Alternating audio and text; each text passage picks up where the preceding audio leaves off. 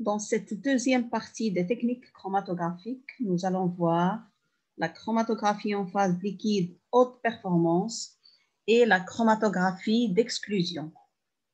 En ce qui concerne la chromatographie en phase liquide haute performance, autrement dit l'HPLC, c'est comme toutes les techniques chromatographiques, c'est une méthode de séparation et d'analyse des composés organiques.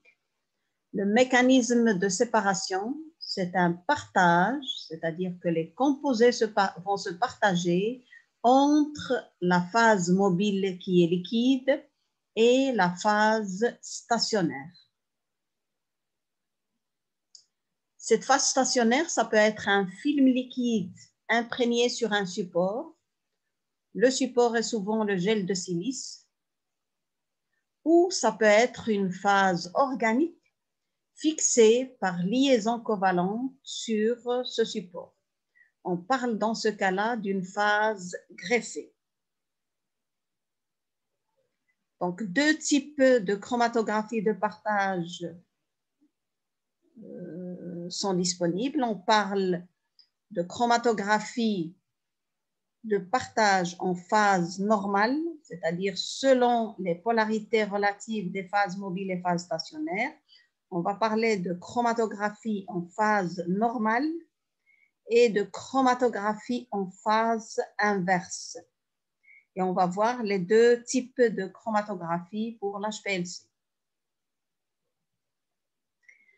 Donc, dans le cas où la phase stationnaire, c'est tout simplement un gel de silice, c'est-à-dire de la silice avec ses groupements silanol, c'est le cas ici, donc c'est tout simplement le gel de silice, sans modification.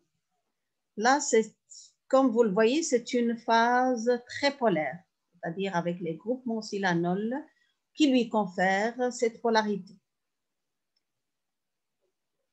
Dans le cas où la phase stationnaire est polaire, c'est avec les groupements silanol, l'élution, c'est-à-dire le solvant d'élution, il doit être apolaire. Comme l'élution est apolaire, donc les composés qui vont être retenus par la phase stationnaire, par la colonne, ce sont les composés qui ont les mêmes caractéristiques que la colonne, c'est-à-dire ce sont les composés polaires qui vont être fixés et plus retenus par cette phase stationnaire. Donc, les composés qui vont être élués en premier, ce sont les composés qui sont très solubles ou qui ont plus d'affinité vers l'élution, c'est-à-dire les composés apolaires. Donc, dans le cas d'une phase normale, la phase stationnaire, elle est polaire, l'élution est apolaire, donc les constituants qui seront élués en premier, ce sont les composés apolaires. Et les composés qui vont être largement retenus par la phase stationnaire, ce sont les composés qui lui sont semblables, c'est-à-dire qui sont polaires. Donc, l'inconvénient de ce type de colonne, c'est une détérioration rapide au cours du temps, c'est-à-dire une perte de la phase stationnaire au cours du temps. C'est une colonne où on a souvent un manque de reproductibilité de séparation, c'est-à-dire on ne va pas retrouver toujours les mêmes temps de rétention et les mêmes élutions des composés. Dans le cas de la phase inverse, comme son nom l'indique, ça veut dire on a un inversement de polarité. Donc, la phase stationnaire, cette fois-ci, c'est une phase greffée, c'est une phase polaire. Alors, qu'est-ce que ça veut dire tout simplement une phase greffée? Donc, sur les groupements silanol, on va greffer des longues chaînes hydrocarbonées. Des longues chaînes hydrocarbonées qui peuvent être du C8 jusqu'à C18 ou même plus. Donc, ces silices greffés, ce qu'on appelle les organosilanés, donc ce sont des phases qui sont hydrophobes, donc apolaires. Alors, si la phase stationnaire est apolaire, elle va retenir tous les composés apolaires. Donc, les composés apolaires auront plus d'affinité vers cette phase. Et la phase mobile, ça va être une phase polaire. Donc, qui dit l'éluant est polaire, ça veut dire les composés qui vont être élués en premier auront plus d'affinité vers l'éluant. Donc, ce sont des composés polaires qui vont être élués en premier.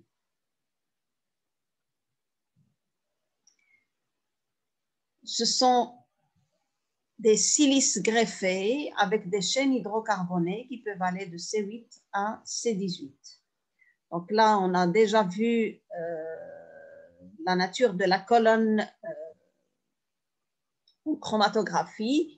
Et pour les chromatographies liquides et surtout pour l'HPLC, les colonnes, ce sont des colonnes plus courtes par rapport à la chromatographie en phase gazeuse. On a vu que le maximum, c'était 25 cm de diamètre avec, de longueur avec un diamètre aux alentours de 4,6 mm qui peut être même moins, nous le verrons plus tard.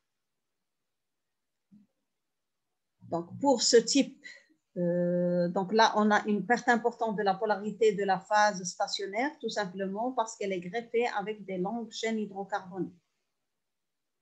Ce sont des colonnes qui sont beaucoup plus stables que les colonnes en phase normale, les colonnes polaires. La phase mobile, donc, comme c'est une phase liquide, on peut travailler avec une phase mobile constante, comme on peut modifier la polarité de la phase mobile au cours du temps. Donc, si on modifie la polarité de la phase mobile au cours du temps, on va influencer, donc c'est-à-dire on va avoir des changements des facteurs de rétention des composés. Et ça peut améliorer la séparation dans certaines conditions. Donc, on peut travailler avec un seul solvant ou un mélange de solvants, mais avec une concentration constante, comme on peut modifier la concentration de la phase mobile au cours du temps. C'est-à-dire, on peut aussi modifier en utilisant juste 2 solvants, comme on peut utiliser un mélange de plusieurs solvants qui vont, dont la proportion varie au cours du temps. Donc, ce qui veut dire qu'on peut ajuster le pouvoir d'élution de la phase mobile en fonction des constituants à analyser. Donc là, on parle de chromatographie en mode gradient. C'est-à-dire quand on modifie la concentration ou quand on modifie le pH au cours du temps, on parle de gradient de concentration ou gradient de pH. En général, on peut classer ces deux types de chromatographie selon bien sûr la phase. Est-ce que c'est une phase normale, polaire, ou est-ce que c'est une phase à polarité inverse? Dans le premier cas, on parle de chromatographie en phase normale. Dans le second, on parle de chromatographie en phase inverse ou reverse. Si ma phase est normale, c'est-à-dire c'est une phase polaire, on va choisir donc un éluant apolaire. En général, les éluants qui sont utilisés, ça peut être le dichlorométhane, le toluène, l'hexane ou un mélange de ces solvants. Il faut toujours choisir des solvants qui sont miscibles entre eux pour pouvoir les utiliser comme éluants. Bien sûr, ici, c'est avec une polarité qui augmente légèrement en fonction, bien sûr, de ces solvants. Donc, l'hexane, c'est le plus apolaire, en allant donc jusqu'à l'acétate d'éthyle. Donc, tous ces solvants, de l'hexane à l'acétate d'éthyle, on peut les utiliser pour la chromatographie en phase normale. On a déjà parlé de la détérioration de la colonne et le manque de reproductibilité. Donc ça, c'est les inconvénients de la phase normale. Pour la phase inverse, donc c'est une phase stationnaire apolaire. Donc l'éluant va être polaires. En général, on utilise les amines et les alcools. On mélange ou non avec l'eau. Et ce sont les composés qui ont plus d'affinité vers cet éluion qui vont être élués en premier, c'est-à-dire ce sont les composés polaires. Donc là, la colonne, elle est beaucoup plus stable que celle en phase inverse. Alors là aussi, on peut classer les solvants en fonction de leur polarité. Donc, les moins polaires, l'acétonitrile, le méthanol, et puis l'eau qui est le plus polaire. Donc, on peut utiliser ces solvants, donc méthanol, un mélange méthanol-eau ou acétonitrile-eau, ou tout simplement le méthanol avec des proportions si on a juste quelques composés à séparer. Mais quand on a un mélange un peu complexe, on a intérêt à faire un mélange méthanol-eau ou acétonitrile-eau, et souvent on utilise des gradients, c'est-à-dire on va modifier la polarité en fonction du temps. Donc, ce gradient d'élution, en diminuant la polarité de l'éluant, par exemple, en mélange au acétonitrile, et dont la concentration va être modifiée au cours du temps, ça va permettre de séparer, d'augmenter la séparation de ces composés et surtout la résolution. On en a parlé pour la chromatographie en phase gazeuse, c'est la même chose ici en phase liquide. Donc, le plus important, c'est pouvoir dire que chaque pic représente un seul composé et que ma résolution doit être toujours supérieure ou égale à 1,5 pour pouvoir quantifier facilement et identifier les composés.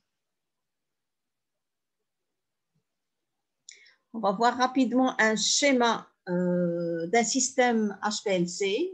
Donc, un système HPLC, donc le cœur de toutes les séparations, que ce soit en chromatographie en phase gazeuse ou en phase liquide, c'est la colonne.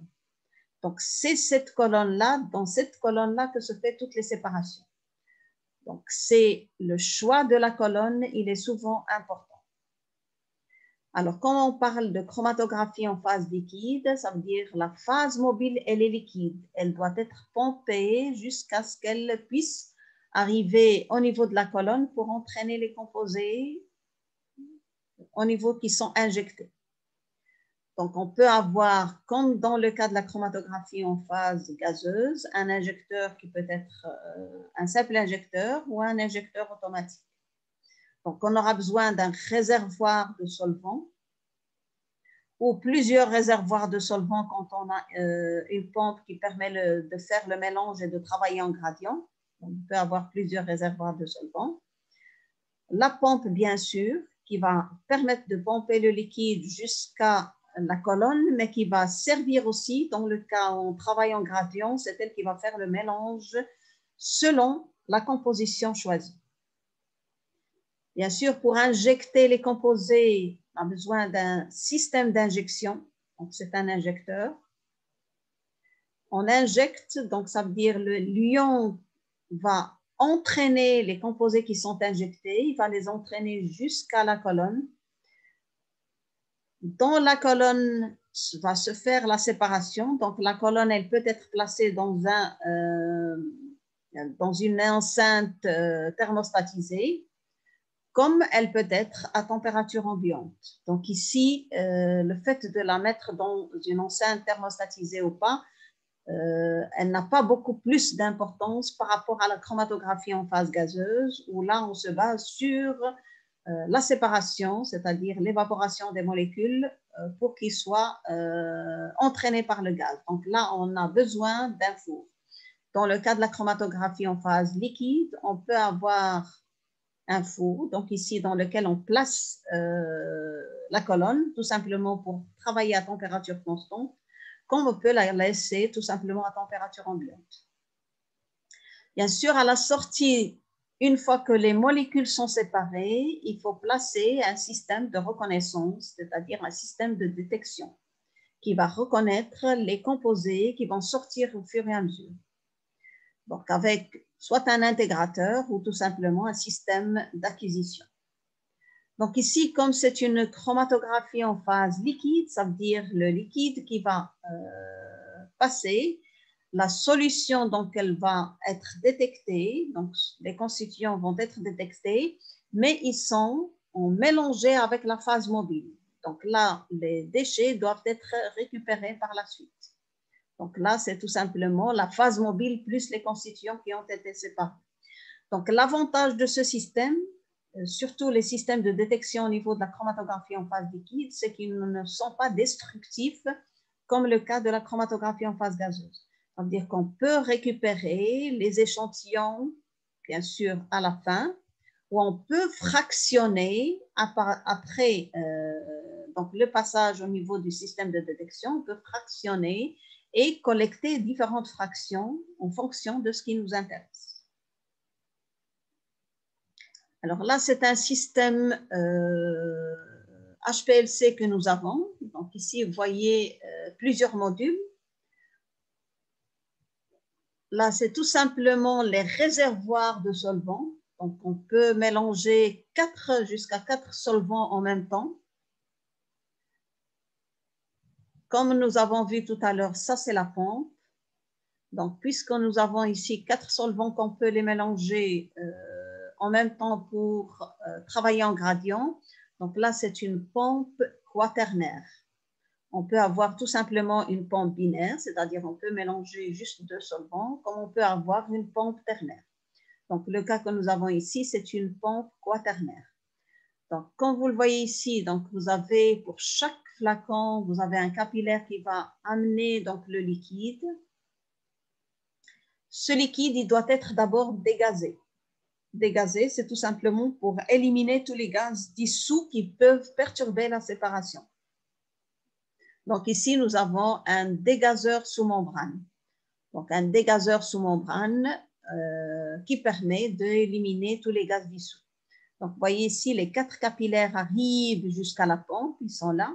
Donc les 4 capillaires, ils rentrent au niveau, à ce niveau-là. Et puis à la sortie, donc ici, donc, là, on voit qu'un seul donc, qui va aller vers la colonne. Ça veut dire le mélange des solvants en fonction du temps se fait au niveau de la pompe.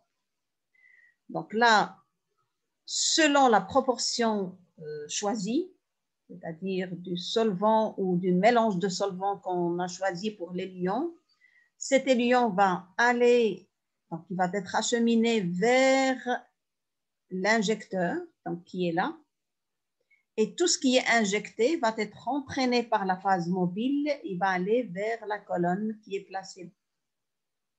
Donc, une fois que les constituants, après leur rétention et leur répartition entre phase mobile et phase stationnaire, ils vont être élués l'un après l'autre et ils vont être détectés soit par un détecteur UV ou un détecteur fluorimétrique selon, bien sûr, les constituants que vous êtes en train d'analyser. Donc là, ils sont enregistrés, les analyses et les informations sont données par un système d'intégration. Donc, quel est le rôle de la pompe? La pompe, c'est tout simplement pour programmer le ou les solvants, c'est-à-dire selon le pouvoir d'élution choisi, selon la nature des composés analysés, on peut choisir de travailler avec une concentration constante, c'est-à-dire avec un solvant ou un mélange de solvants, mais dont la proportion de ces solvants ne varie pas au cours du temps. Donc là, on peut parler d'un mode isocratique, c'est-à-dire on va avoir un élion, un seul élion qui va passer, ou un mélange d'élions, mais qui est à une proportion bien déterminée, qui est constante toute la durée de l'analyse. Donc là, on va parler d'un mode isocratique, c'est-à-dire à concentration constante. On peut travailler aussi, on peut modifier le pouvoir d'élution en modifiant la concentration, c'est-à-dire la polarité en quelque sorte de la phase mobile au cours du temps. Donc là, on parle d'un mode gradient. Donc là, on peut travailler avec un mélange de 2 solvants où la concentration va augmenter en fonction du temps, ou tout simplement un mélange de plusieurs solvants pour avoir un pouvoir d'élution qui va augmenter. Donc, la polarité va augmenter ou diminuer en fonction du temps et en fonction des constituants que vous êtes en train d'analyser.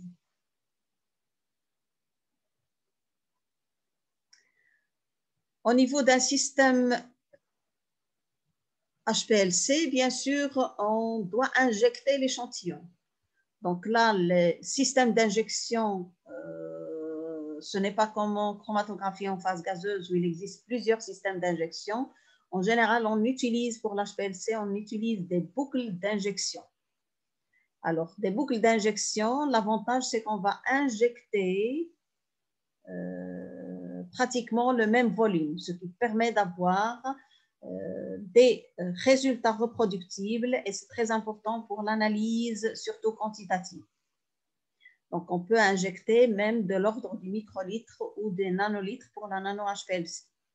Donc là, le fait d'utiliser des boucles d'injection, on va voir comment ça fonctionne. Ça permet d'injecter toujours le même volume.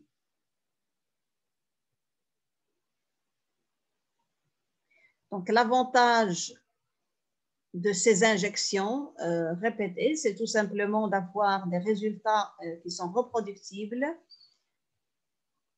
Mais il faut que le système, puisque pour l'HPLC, donc là, on travaille sous pression. Il faut donc travailler sous pression pour que on puisse pomper le liquide vers la colonne et le liquide doit traverser une colonne qui est quand même remplie. On a vu les types de colonnes remplies et la différence entre les colonnes remplies et les colonnes capillaires. Donc là, il faut un système qui peut supporter aussi des pressions importantes. Donc l'inconvénient ici, c'est quand on veut changer de volume d'injection. Donc, quand on travaille avec des boucles d'injection, on est obligé de garder toujours le même volume injecté. Mais si on veut changer, ça veut dire qu'il faut modifier toute la boucle d'injection pour l'analyse. Alors, on va voir un petit peu comment se présente la boucle d'injection. Donc, la boucle d'injection, ce système, c'est ce qu'on a vu au niveau de l'HPLC. Donc, on va voir un petit peu le système. Donc, la boucle d'injection, le schéma, c'est ce que vous voyez ici. Donc, ça, c'est la boucle d'injection. Donc, on va voir comment cette boucle d'injection fonctionne et comment on peut travailler, continuer à travailler sous pression avec un système HPLC. Donc, cette boucle d'injection, vous voyez, donc ici, c'est mode chargement et mode injection. Donc, il suffit d'appuyer sur la vanne d'injection ici, dans ce sens-là ou dans l'autre, et ça permet de travailler soit en mode chargement quand on est en train juste de remplir la boucle, ou travailler en mode d'injection une fois que la boucle est remplie et qu'on doit injecter.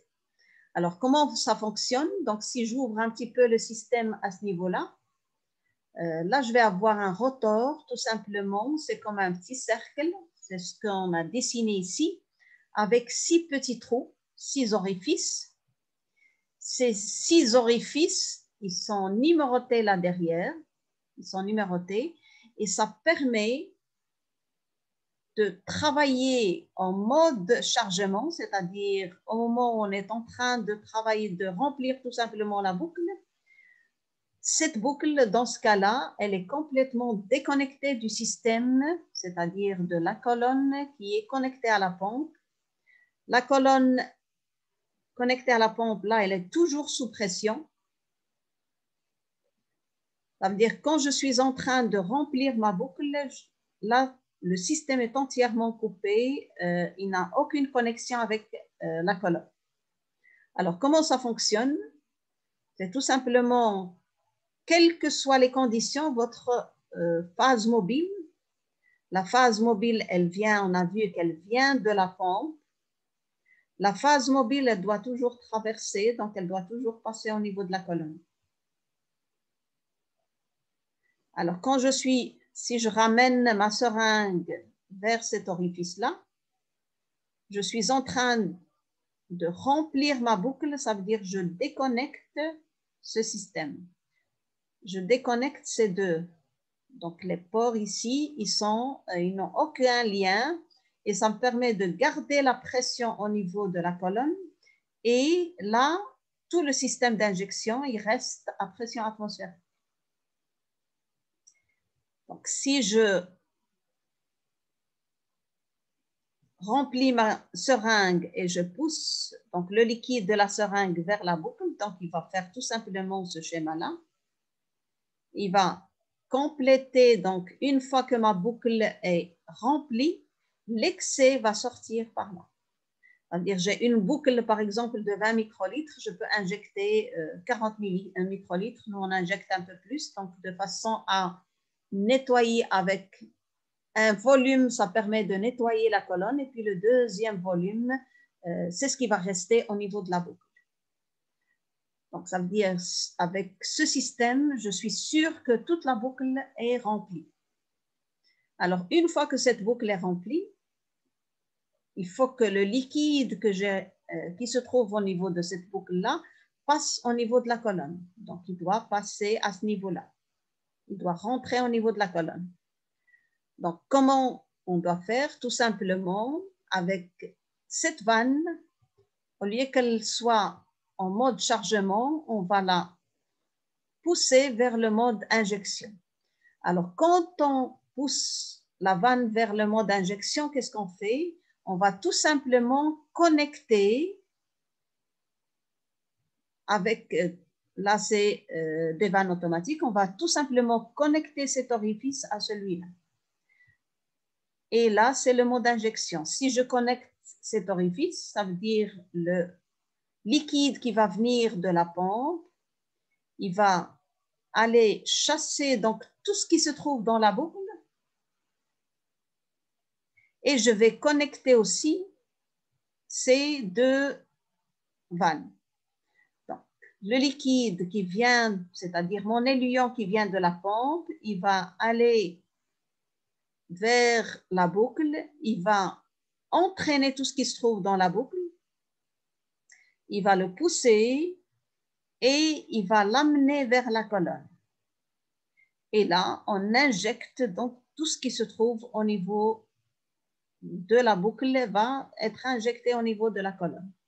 Alors, qu'est-ce qu'on a fait? On a déconnecté ce système. Ça veut dire que si je continue à injecter, tout ce que je vais mettre, il va ressortir par là.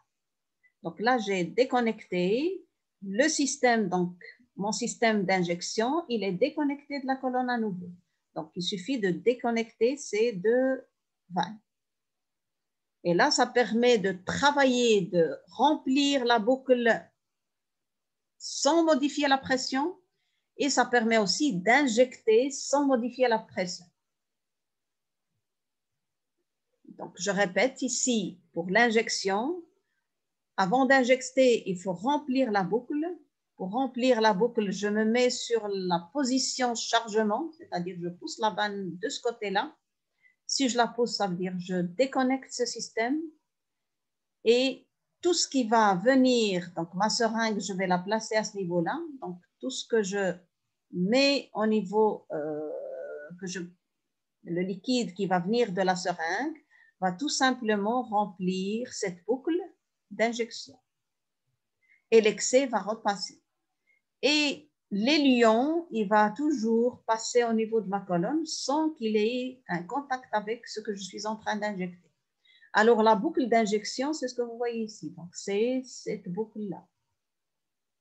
Donc là, c'est une boucle de 20 microlitres. J'ai terminé, j'ai injecté, donc j'ai rempli la boucle, je vois le liquide qui sort par là. Donc, je vais passer en mode injection, ça veut dire je vais tout simplement ramener ma vanne qui était en mode chargement, je vais la ramener en mode injection. Le fait de la ramener en mode injection, je vais tout simplement connecter ces deux et déconnecter ceci, déconnecter les deux ici. Donc, ça veut dire maintenant le liquide qui vient de la pompe, il va aller vers pousser donc ce qui se trouve au niveau de la boucle d'injection et il va l'injecter au niveau de ma colonne. Et là, j'ai déconnecté ces deux-là, ça veut dire mon injecteur, il se trouve toujours à pression atmosphérique, Et là, j'ai un système sous pression, donc je n'ai pas modifié la pression au moment de l'injection et au moment du remplissage de la boucle.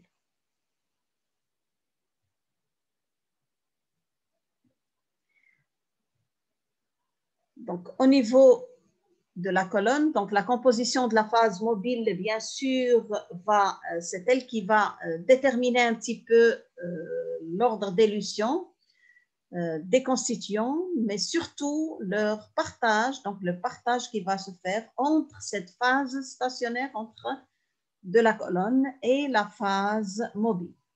Donc, en fonction, on a vu aussi au niveau de la chromatographie en phase gazeuse, mais c'est valable aussi pour la chromatographie en phase liquide, le remplissage de la colonne, la longueur de la colonne, le diamètre de la colonne, tout ceci influence la séparation. Et on a vu l'importance au niveau de l'équation de Van Denter, c'est la même chose ici. Donc, je vais avoir, si j'ai des particules sphériques, ce n'est pas la même chose que si j'ai des particules irrégulières. Donc, on a vu aussi que le remplissage a une importance au niveau de la séparation chromatographique.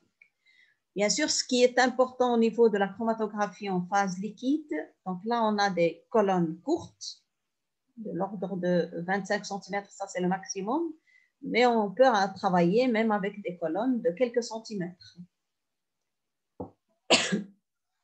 Le diamètre de la colonne aussi, donc là c'est 4,6, ça peut être moins. Et on doit faire très attention un petit peu au sens du flux de la phase mobile.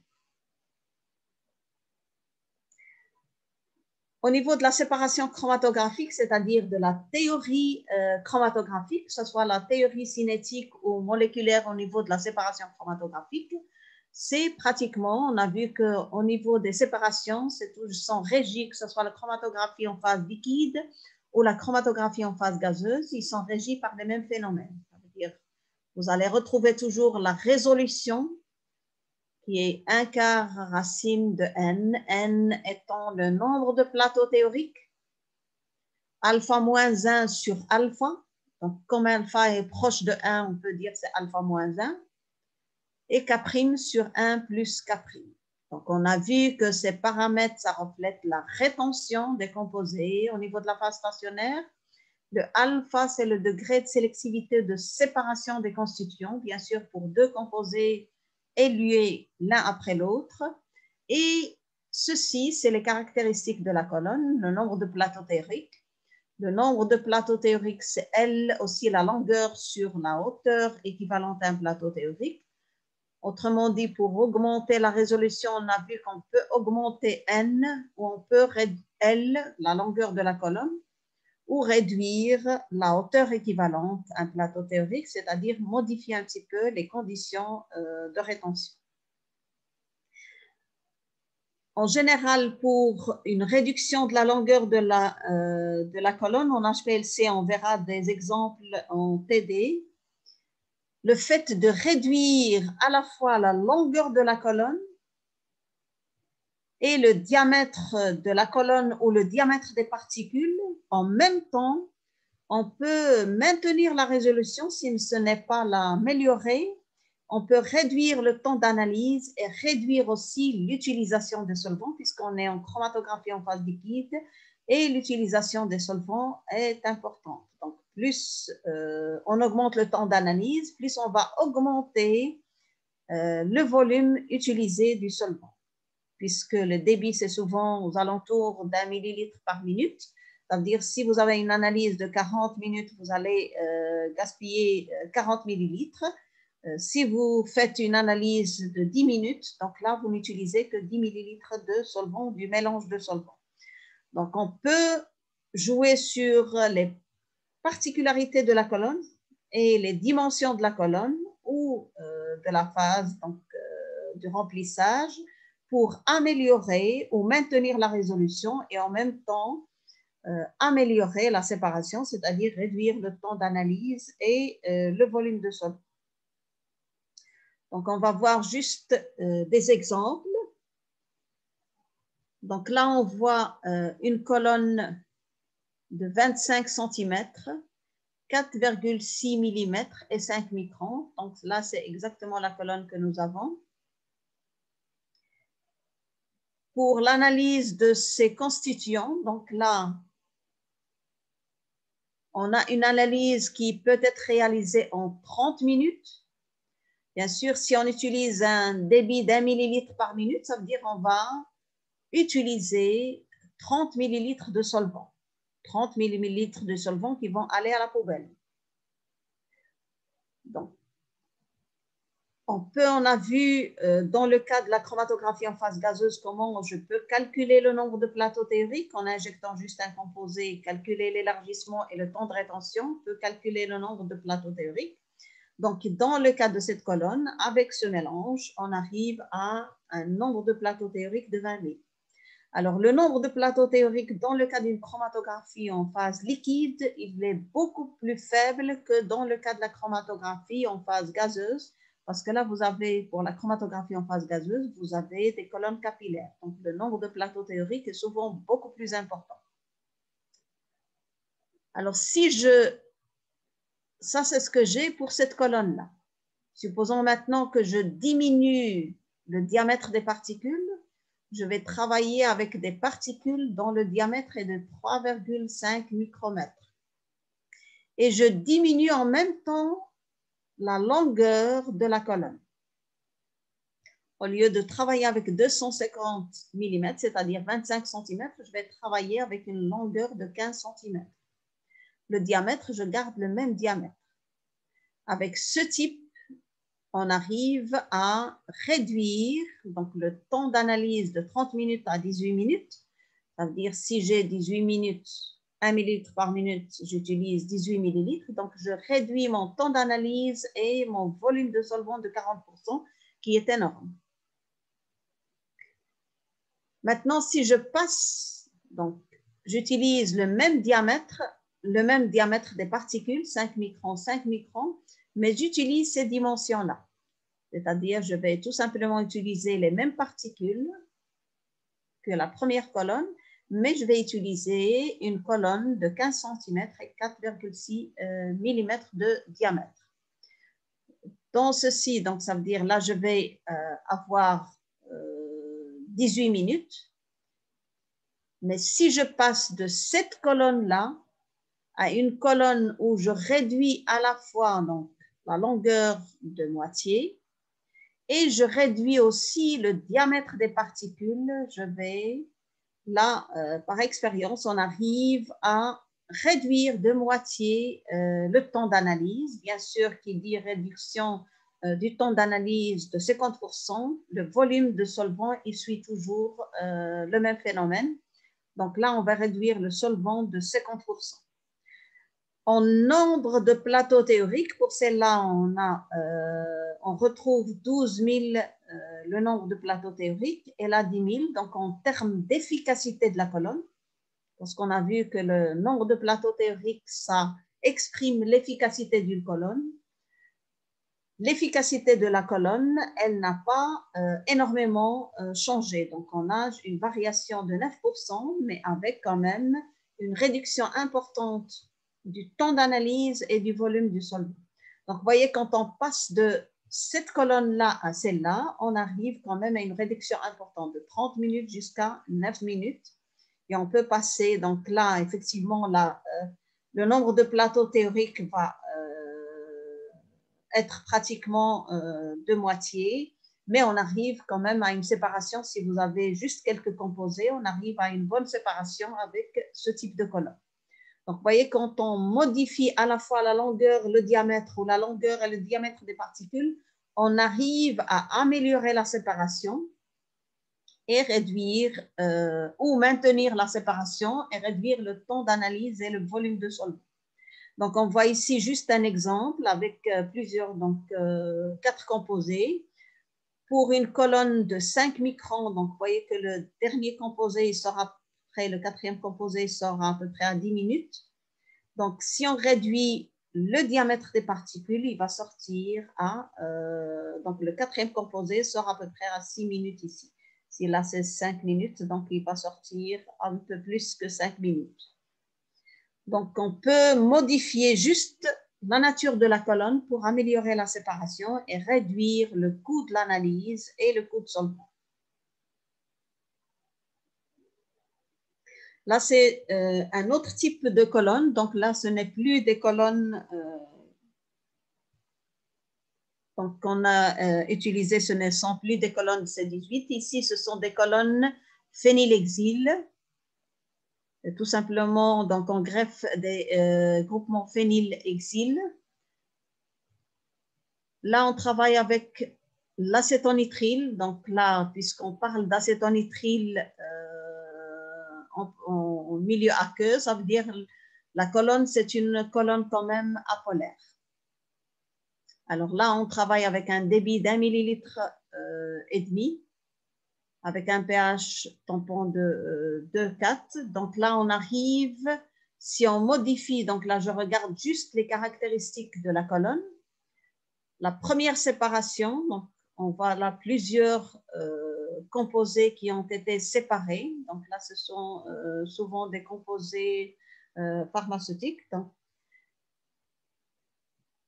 on arrive à séparer, donc le dernier composé sort à peu près un peu plus que 20 minutes. Si je modifie à la fois la longueur, donc je passe de 15 à 10 cm, et je réduis en même temps le diamètre des particules.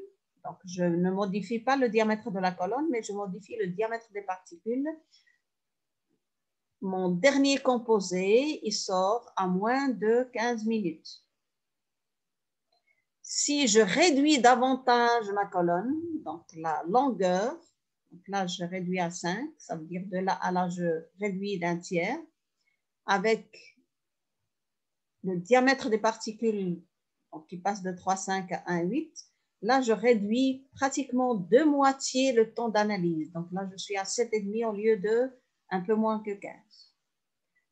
Donc, vous voyez qu'on peut modifier juste les caractéristiques de la colonne, on arrive, et là, j'obtiens une bonne séparation encore. Donc, vous voyez que là aussi, vous pouvez encore améliorer puisque vous n'avez rien entre ces deux pics-là. Donc, et tout ce temps-là, c'est du temps perdu. Même chose ici. Donc, on peut garder, maintenir une très bonne résolution parce qu'on n'a pas besoin d'une résolution supérieure, largement supérieure à 1,5. On a besoin juste d'une résolution d'1,5.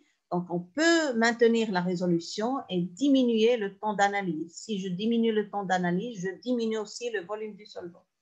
Donc là, on peut, en chromatographie en phase liquide, il y a eu plus de variantes au niveau de l'optimisation des techniques et surtout le développement de colonnes, de nouvelles colonnes chromatographiques. Vous voyez qu'on peut travailler même avec des colonnes de 2,1 donc 20 mm, c'est-à-dire des colonnes de 2 cm, donc c'est ce que vous voyez ici, des colonnes de 2 cm avec 2,1 mm de diamètre. Donc, on est passé de 25 cm à des colonnes de 2 cm avec toujours une très bonne résolution, mais le temps d'analyse et le volume de solvant sont largement diminués. Donc, d'autres types qui sont utilisés pour les composés donc, organiques, surtout des composés des hydrocarbures aromatiques, PHAP. Là aussi, on peut passer d'une colonne, par exemple, de 4,6 mm 5 cm à une colonne où on réduit le diamètre des particules à 1,8 micron. Là, on a modifié juste le diamètre des particules et vous voyez qu'on peut passer d'une résolution de 2 à une résolution de 2,2. Ça veut dire qu'on peut améliorer la résolution en jouant tout simplement sur le diamètre des particules. Là aussi, le temps d'analyse, regardez le nombre de composés qu'on peut analyser, ça se fait en 5 minutes. Donc, on peut analyser plusieurs composés en 5 minutes et ça, c'est très important pour les séparations chromatographiques. Donc, 5 minutes, ça veut dire vous n'utilisez, si j'ai ici 2 millilitres par minute, ça veut dire que j'utilise 10 millilitres pour ce type d'analyse. Donc, on a vu le système d'injection, les colonnes chromatographiques, c'est-à-dire là où se fait réellement la séparation. Maintenant, on va voir les systèmes de détection en HPLC. Et là aussi, il existe plusieurs systèmes de détection, mais nous allons voir juste 2 systèmes de détection, dont un, le détecteur UV, donc c'est ce qui est le plus utilisé pour les composés organiques. Bien sûr, il existe d'autres systèmes de détection qu'on ne pourra pas voir. Donc, le plus utilisé, comme je l'ai dit, c'est le détecteur UV. Donc, on utilise pour la plupart des composés organiques parce que la plupart des composés organiques absorbent, je dirais pratiquement tous les composés organiques absorbent dans l'UV. Alors, ils absorbent dans l'UV. Pourquoi les composés absorbent dans le visible et absorbent dans l'UV? Donc, ça, on le verra si on a le temps pour les techniques optiques. Donc, tout simplement, les composés qui absorbent dans le visible, ils doivent avoir donc, des structures un peu, donc on doit avoir des systèmes conjugués, c'est-à-dire plusieurs doubles liaisons. Par contre, tous les composés qui ont, même si vous avez des simples liaisons, il faut que les composés, donc les molécules soient excitées.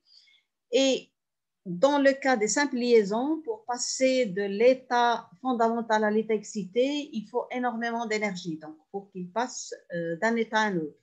Donc, c'est pour ça que si on a besoin de plus d'énergie, ça veut dire que la longueur d'onde va être plus faible. C'est pour ça qu'au niveau des systèmes de détection UV, en général, on travaille à 190 nanomètres jusqu'à 400 nanomètres pour l'UV. Pour le visible, c'est entre 400 et 700. Donc, en fonction, bien sûr, des composés. Donc, les longueurs d'onde, les composés peuvent absorber dans l'UV ou dans le visible selon leur structure. Donc, pour les détecteurs UV, le plus important, c'est que le composé doit absorber la lumière donc, dans le visible ou dans l'UV, mais que pour pouvoir dire que la réponse, elle vient de votre composé, il faut que votre hélion ou votre phase mobile n'absorbe pas à cette longueur d'onde-là. Donc là, c'est très important, ça veut dire que la phase mobile ne doit pas absorber à la lumière ou à la longueur d'onde que vous avez choisie pour l'analyse des constituants. En général, pour les lampes, donc on a besoin d'une source de lumière, donc qui va donner ce faisceau lumineux pour que vos molécules soient excitées. Donc en général, on utilise la lampe de deutérium pour les longueurs d'onde variables, 190 à 350 ou à 400 nanomètres, ou tout simplement une lampe à vapeur de mercure, là pour les longueurs d'onde fixes. Donc si on travaille à 254 nanomètres, on peut utiliser, mais le problème ici, c'est que dire on doit toujours travailler à la même longueur d'onde. Par contre, avec la lampe de deutérium ou avec une longueur d'onde variable, on peut sélectionner en fonction des constituants la longueur d'onde à laquelle ils absorbent au maximum. Bien sûr, cette longueur d'onde doit être déterminée aussi. On va voir juste le système de détection que nous avons. Donc ici, c'est un système, donc c'est le bloc que vous voyez ici, donc c'est le détecteur UV. Bien sûr, la lampe, elle est située à ce niveau-là. Ce que vous voyez là, donc on l'agrandit, ça veut dire ici, vous avez le in et le out. Donc, ça veut dire c'est l'entrée de la phase, donc la phase mobile avec les constituants qui viennent de la colonne, c'est-à-dire les constituants au fur et à mesure qui sont élués, ils arrivent à ce niveau-là. Donc, au niveau de, donc on ouvre ceci, donc la colonne est connectée à le capillaire qui vient de la colonne, il est connecté à ce niveau-là. Une fois qu'il passe ici, il va passer dans ce qu'on appelle une cellule de détection, où vous allez avoir un faisceau lumineux qui va frapper donc votre phase mobile plus les constituants qui sortent au fur et à mesure. Et dans ce cas-là, donc, c'est comme ce qu'on voit ici. Donc, la lampe que vous avez, donc la lampe, ici, c'est une lampe de deutérium, c'est-à-dire on a une longueur d'onde variable. En général, on utilise un système dispersif, ça peut être un prisme, mais dans le cas des détecteurs à barrettes de diode, on utilise des réseaux. Ici, c'est tout simplement un prisme qui va tout simplement disperser un peu la lumière, d'avoir toutes les longueurs d'onde. Alors, on va placer un filtre, c'est ce qu'on appelle un monochromateur. Ça permet de sélectionner la longueur d'onde à laquelle vous allez travailler. C'est un petit peu comme dans le cas de la colorimétrie. On sélectionne la longueur d'onde à laquelle le composé absorbe au maximum. Quand on n'a aucune idée de la longueur d'onde à laquelle il absorbe au maximum, en général, on fait varier, bien sûr, le signal, l'absorbance, en fonction des longueurs d'onde.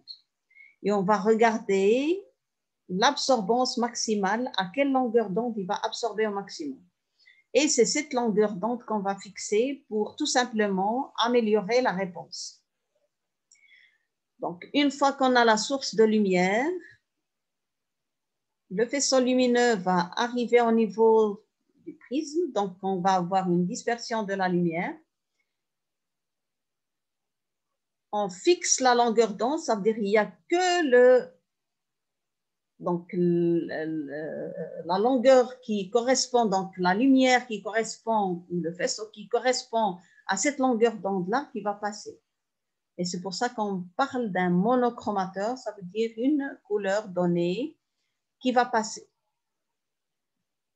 Là, il va traverser donc la solution, donc il va traverser donc le faisceau lumineux, donc votre solution va passer au niveau de la cellule de détection, donc elle va passer à ce niveau-là.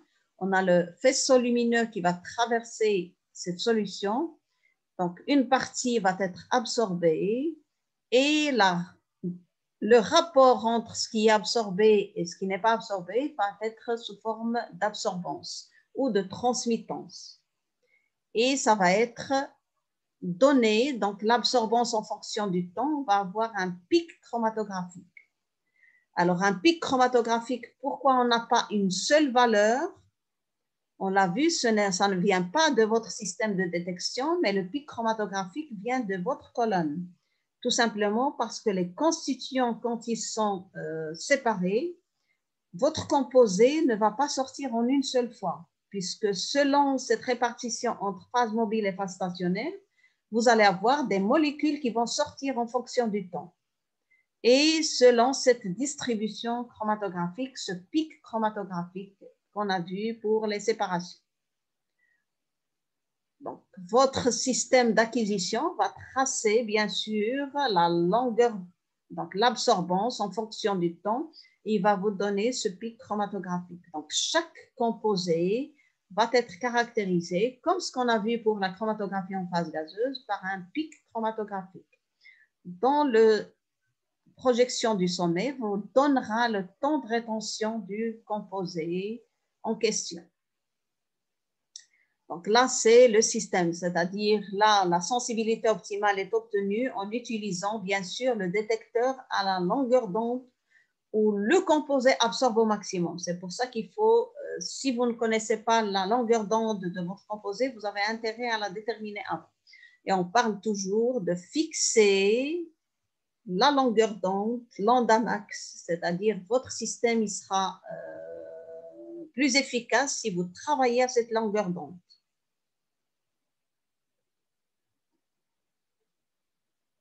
Alors, ce système, bien sûr, il est, donc, on l'utilise pratiquement, donc tous les composés organiques absorbent dans l'UV, donc ça, c'est l'avantage aussi pour l'analyse. La plupart des analyses se font en UV. Donc, il combine à la fois sensibilité, donc il est sensible. On a une grande gamme de linéaires, linéarité, donc pour une variation de concentration très importante. Il est robuste, il est très facile à utiliser, surtout pour la maintenance aussi. Et la lampe en tout cas UV, la lampe deutérium, elle peut effectuer des milliers d'analyses sans problème. Donc ça, les avantages, c'est ce qu'on vient de voir. Bien sûr, ce qui est très important quand on fait un petit peu dans le domaine de la biologie, c'est que c'est un système, par rapport à ce qu'on a vu en chromatographie en phase gazeuse, c'est un système non destructif. Qu'est-ce que ça veut dire? Ça veut dire quand vos molécules passent, donc ils absorbent la lumière, mais c'est tout. Ils ne sont pas détruits. Ça veut dire que vous pouvez, quand vous faites de l'analyse qualitative, vous pouvez récupérer des fractions si vous êtes surtout en train de tester des composés, par exemple, des substances pharmacologiques. Vous pouvez séparer les constituants, savoir quelle est la fraction la plus active. Donc, vous pouvez récupérer des fractions et aller les tester par la suite, puisqu'ils ne sont pas détruits. C'est l'inverse au niveau de la chromatographie en phase gazeuse. Donc, les molécules, quand ils sont détectés, ils sont détruits au niveau du système de détection. Donc, la grande majorité des composés, bien sûr, ils absorbent dans l'UV. Donc là, au niveau des inconvénients, donc il n'est pas aussi, c'est surtout au niveau détection, donc la limite par rapport à la fluorescence ou la spectrométrie de masse, c'est la limite de détection qui est beaucoup plus élevée que dans le cas de la fluorimétrie ou la spectrométrie de masse. Ça veut dire qu'il y a un ordre de grandeur entre la fluorescence et l'UV, c'est aux alentours de 1000. Donc, ça veut dire si au niveau de la fluorescence, on peut détecter 1 ppb. Ici, il faut s'attendre à avoir du 1 ppm avant de pouvoir le détecter. Le deuxième système de détection, c'est le détecteur fluorimétrique ou ce qu'on appelle donc la détection fluorescence. Donc, le détecteur fluorimétrique, on va se baser pratiquement sur le même principe, c'est-à-dire une source de lumière. Donc là, au lieu d'utiliser bien sûr la lampe de deutérium, on utilise la lampe xénon. La molécule, donc un système dispersif aussi, la molécule va absorber, mais quand elle absorbe la lumière, donc bien sûr, elle va se trouver à un niveau excité, donc elle passe de l'état fondamental à un état excité. Et pour les substances qui sont fluorescentes naturellement, donc ils vont retourner au niveau fondamental. En retournant à ce niveau fondamental, ils vont émettre une énergie. Et cette énergie, c'est ce qu'on appelle la fluorescence. Donc, toutes les molécules, bien sûr, ne sont pas fluorescentes naturellement. Donc, c'est ça l'inconvénient un petit peu de ce système de détection. C'est-à-dire qu'il faut que les molécules soient fluorescentes. Fluorescentes, ça veut dire qu'ils ont la capacité d'absorber une quantité d'énergie, c'est-à-dire quantité d'énergie qui va donc faire passer les molécules d'un état fondamental à un état excité. Donc là, on parle de la longueur d'onde d'excitation. Là, on va déjà sélectionner la longueur d'onde d'excitation. Et on a vu, donc là aussi, il faut que la longueur d'onde, c'est à laquelle votre molécule absorbe au maximum, absorbe cette énergie pour passer d'un état fondamental à un état excité. Donc, ça veut dire que j'ai déjà une sélection ici, je sélectionne la longueur d'onde d'excitation. Une fois que ma molécule est excitée, elle se trouve à un niveau énergétique plus élevé, un niveau S1 par exemple. Là, je dois, donc ma molécule, pour passer à l'état fondamental, elle va émettre de l'énergie. Une énergie, bien sûr, plus faible que l'énergie qu'elle a absorbée parce qu'elle va perdre une partie par vibration, etc. Donc, elle va perdre une petite énergie, elle va émettre une énergie plus faible. Qui dit énergie plus faible, ça veut dire que la longueur d'onde d'émission de cette énergie va être plus élevé. Alors là, je peux placer pour voir, pour quantifier donc quelle est cette énergie qui sera émise, je peux placer aussi donc un système dispersif. Donc je peux avoir tout le faisceau lumineux et puis je vais placer un filtre qui ne va laisser passer que la longueur d'onde à laquelle mon composé va réémettre. Et de cette façon-là, j'ai deux sélections. Ça veut dire je sélectionne du fait que je vais avoir une longueur d'onde d'excitation et puis je sélectionne la longueur d'onde d'émission du composé. Je ne vais pas avoir plusieurs molécules qui vont avoir la même longueur d'onde à la fois d'excitation et d'émission. Et de ce fait-là, ce système est très sélectif. Qui dit système très sélectif, on l'a vu pour les détections en chromatographie en phase gazeuse, ça veut dire que ce système va être plus sensible, ça veut dire que je vais pouvoir analyser des quantités beaucoup plus faibles. Donc, en général, le rapport entre fluorescence et UV, en tout cas pour les composés que nous analysons, surtout au niveau des mycotoxines, c'est à peu près aux alentours d'un facteur 1000. Le seul problème, c'est que tous les composés ne sont pas fluorescents. Mais on peut transformer, donc on peut rajouter des chromophores et on peut transformer un composé non fluorescent en composé fluorescent. Donc on peut dérivatiser les composés pour pouvoir les analyser par ce détecteur fluorimétrique en se basant sur la fluorescence. Donc là, ce sont les deux systèmes de détection qu'on utilise le plus souvent, en tout cas dans notre domaine. Donc, les longueurs d'onde, bien sûr, ils sont spécifiques à chaque composé fluorescent, puisque là, on a deux longueurs d'onde, à la fois la longueur d'onde d'excitation et la longueur d'onde d'émission.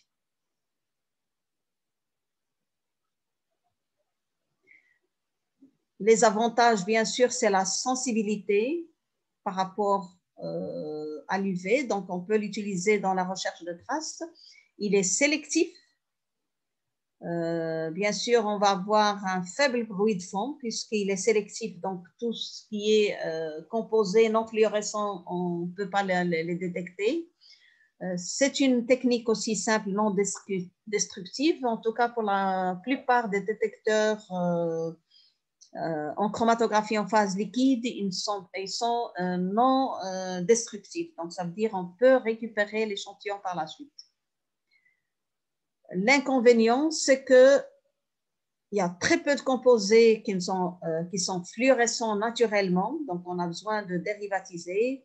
Mais ce qui pose problème, c'est surtout la variation de la réponse en fonction des conditions, c'est-à-dire température, pH, polarité, etc. Donc, pour les analyses, surtout pour la validation des méthodes, quand on veut valider une technique, et surtout pour les analyses interlaboratoires, là, c'est très, très difficile. Il faut respecter réellement donc toutes les conditions, température, pH, d'autres paramètres en fonction des composés. Et les longueurs d'onde d'excitation et d'émission peuvent varier en fonction, bien sûr, des conditions. Ça veut dire qu'avant de pouvoir, surtout pour l'utilisation des techniques pour le quantitatif ou aussi pour la validation de certaines techniques, il faut sélectionner les conditions qui permettent d'avoir, bien sûr, les meilleurs résultats. Et surtout, pour les longueurs d'onde d'excitation et d'émission, il faut faire plusieurs scans ou plusieurs analyses pour pouvoir déterminer dans les conditions d'utilisation quelle est la longueur d'onde d'excitation maximale et la longueur d'onde d'émission maximale pour augmenter bien sûr le facteur de réponse. Donc on arrive, donc après on a vu maintenant la chromatographie liquide haute performance. Donc là on va voir une autre technique chromatographique, une chromatographie aussi en phase liquide, qu'on peut placer, donc cette colonne peut être utilisée directement sur un système HPLC, comme elle peut être placer une colonne tout simplement pour la séparation préparative des protéines. Donc, c'est une technique qui est essentiellement dédiée à la séparation, l'analyse des protéines. Donc, cette technique, on l'appelle chromatographie d'exclusion stérique ou chromatographie gel filtration ou tout simplement tamisage moléculaire ou perméation sur gel, ça veut dire la même chose. C'est la séparation des macromolécules sur un gel qui va séparer ces molécules selon leur dimension, c'est-à-dire selon la taille, la forme et le poids moléculaire. C'est pour ça qu'on parle d'un tamis moléculaire, ça veut dire qu'on peut séparer selon la taille de ces molécules. Taille, forme et poids moléculaire. Donc, la chromatographie d'exclusion, qu'est-ce que ça veut dire? C'est tout simplement une technique qui permet la séparation des molécules à travers surtout un gel, mais un gel qui est poreux.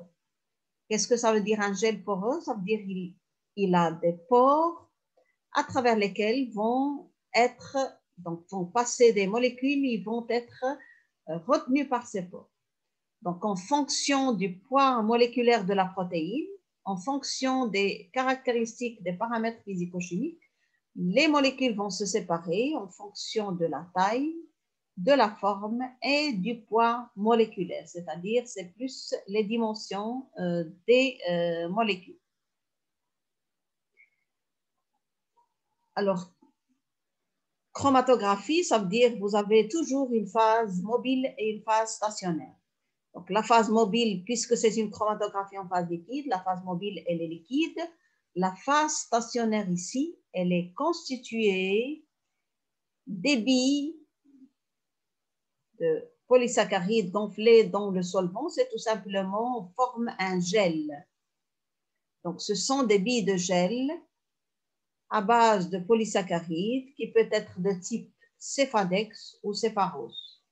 La phase mobile, elle est constituée d'un éluon, c'est l'eau, tampon pH. Il va tout simplement entraîner les constituants et les séparer en fonction de leur dimension.